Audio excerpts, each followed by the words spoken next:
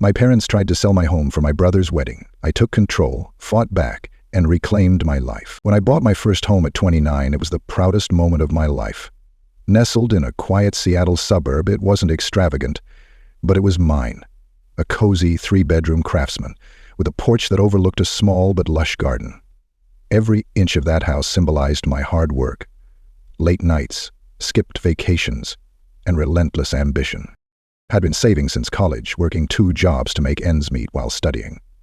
It was the kind of sacrifice my parents always praised but never fully understood. They had grown up in a different world, one where community and family often came before individual goals. Still, I thought they'd respect what this house meant to me. I was wrong.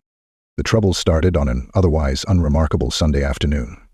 My parents had invited me over for lunch, a seemingly innocent gathering. My younger brother Danny and his fiancée Sophie were there too, bubbling with excitement over their upcoming wedding. As we sat around the table, savoring my mom's famous lasagna, the conversation took an unexpected turn. For days. "We've been thinking about Danny's wedding expenses," my dad began, his tone unusually cautious. "It's going to be a grand affair, as it should be. Sophie's family has high expectations." I nodded, unsure where this was heading. "We've come up with a solution," my mom chimed in, her voice far too cheerful. "Your house." I blinked, confused.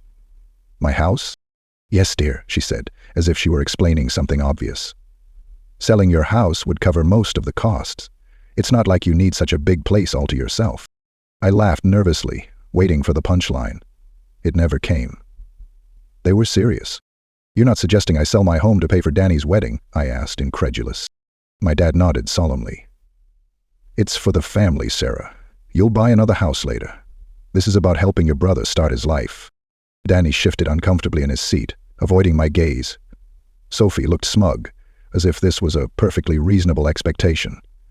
My heart pounded, as anger bubbled up inside me. "Absolutely not," I said firmly. "This house is my life's work. I won't sacrifice it for a wedding." My parents exchanged glances. "Sarah, don't be selfish," my mom said. "Family comes first." Sarah sighed.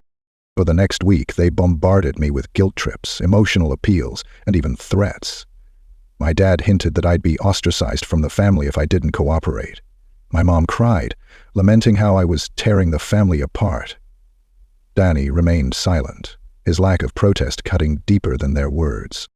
Then, one evening, I came home to find a real estate agent's sign planted in my yard. My parents had listed my house without my permission. Rage and disbelief consumed me. I called them immediately, demanding an explanation. My mom's voice was calm, almost patronizing. "You'll thank us later, sweetheart. This is for the best." It wasn't just about the house anymore. It was about my autonomy, my right to make decisions about my own life. I knew I had to fight back. First, I contacted the real estate agency and explained the situation. They agreed to pull the listing, but not before informing me that my parents had forged my signature on the agreement. Furious, I filed a police report. The legal process was messy, but it was necessary. My parents' betrayal cut deep, but I refused to be a victim. At the same time, I began seeing a therapist to help me process the emotional toll. Through our sessions, I realized how deeply ingrained my family's toxic dynamics were. I'd always been the responsible one, the problem solver, while Danny was the golden child who could do no wrong. This wasn't just about a house. It was about breaking free from a lifetime of being taken for granted. When my parents realized I wasn't backing down, they tried to rally extended family members against me. My aunts, uncles, and even distant cousins bombarded me with messages, urging me to do the right thing. But I held my ground.